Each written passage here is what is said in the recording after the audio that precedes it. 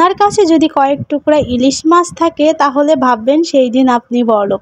আপনার যা খেতে ইচ্ছা করবে সেদিন কিন্তু আপনি সেটাই তৈরি করে ফেলতে পারবেন। তো আপনাদের সাথে আজকে সহজ রেসিপি তৈরি করে দেখাবো ইলিশ পোলাও। আসসালামু আলাইকুম, সবাই কেমন আছেন? আলহামদুলিল্লাহ আমিও ভালো আছি, আশা করি আপনারাও ভালো আছেন। তো এখানে আমি সয়াবিন তেল দিয়ে নিয়েছি, দিয়ে এখানে পেঁয়াজ বাটা দিয়ে নিয়েছি, দিয়ে এরপরে আমি দেবো একটু জিরা বাটা, একটু কাঁচামরিচ বাটা, একটু আদা রসুন বাটা দিয়ে মশলাটা ভালোভাবে কষিয়ে নেব। আশা করি ভিডিওটা ভালো লাগবে, শেষ পর্যন্ত দেখার অনুরোধ রইল। আর বেশি ভালো লাগলেও অবশ্যই কিন্তু শেয়ার করে দিবেন। তো এখানে আমি একটু লবণ দিয়েছি আর টক দই আমি একটু লেবু দিয়ে এটাকে ফেটিয়ে রেখেছিলাম, তারপরে আমি টক দইটা দিয়ে নিলাম। এই ইলিশ পোলাও রেসিপিটা কিন্তু একদমই সহজ, আপনি ঘরে থাকা মশলা দিয়ে তৈরি করে ফেলতে পারবেন, আর এটা খেতে কিন্তু দারুণ মজা। তো আমি এখানে জিরা মশলার গুঁড়া দিয়েছি, আর এখানে আমি 3 পিস ইলিশ মাছ দিয়েছি। বললামই তো যে ঘরে কয়েক টুকরা ইলিশ মাছ থাকলেই কিন্তু আপনি বড়লোক। আর বড়লোক মানে আপনি একটা বড়লোকের রেসিপি তৈরি করে সবাইকে খাওয়াতে পারবেন, আপনিও কিন্তু খেতে পারবেন।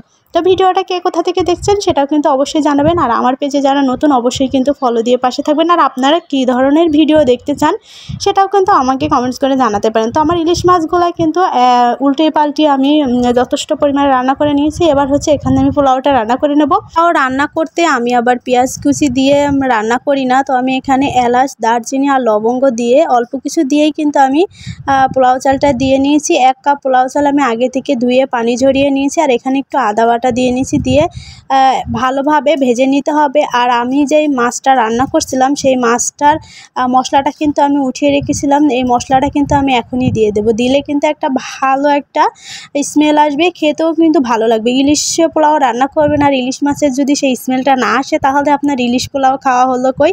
এজন্যই কিন্তু আমি মশলাটা ভাজার সময় দিয়ে নিয়েছি, যাতে চালের সাথে মশলাটা ভালোভাবে মিক্সড হয় আর ভালো একটা সুগন্ধ আসে এজন্য। তো আমি এখানে 1 কাপ মতো চাল দিয়েছিলাম, এর ভিতরে আমি 2 কাপ পানি দিয়েছি। পানিটা অবশ্যই গরম পানি দিতে হবে। আর এখানে আমি 1 চামচ মতো কিন্তু দিয়ে নেব, ঘি দিয়ে নেব। ঘি দিলে কিন্তু সুন্দর একটা ফ্লেভার আসে। হাতের কাছে থাকলে দেবেন, না থাকলে দিবেন না, অপশনাল, কিন্তু ঘিটা দেওয়ার চেষ্টা করবেন। ঘি দিলে সুন্দর একটা স্মেল আসে, আর ইলিশ মাছ যত বেশি হবে তত কিন্তু খেতে ভালো লাগবে। তো আমার কাছে কয়েক টুকরাই ছিল, সেই টুকরা দিয়েই কিন্তু আমি একটা বড়লোকি রেসিপি তৈরি করে ফেলছি। সব সময় তো একঘেয়েমি খাবার খাই, তো অল্প কিছু উপকরণ দিয়ে কিন্তু একদমই মজাদার খাবার রান্না করে খাওয়া যায়।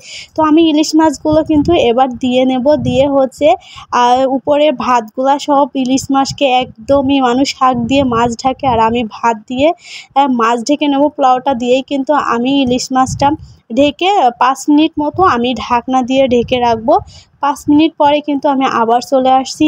এত মজা ছিল ইলিশ পোলাওটা। আপনারা কিন্তু সামনে ঈদ আসছে, এভাবে রান্না করে কিন্তু প্রিয়জনকে খাওয়াতে পারেন, বাসায় সবাইকে খাওয়াতে পারেন, সারপ্রাইজ দিতে পারেন। তো আমি এখানে কিছু পেঁয়াজ বেরেস্তা দিয়ে নিলাম, জাস্ট সৌন্দর্যের জন্য, দেখতে ভালো লাগবে, খেতেও ভালো লাগবে। তো আপনারা দিতে পারেন। তো এতক্ষণ সাথে থেকে বক বক শোনার জন্য অসংখ্য ধন্যবাদ। আবার দেখা হবে। আল্লাহ হাফেজ।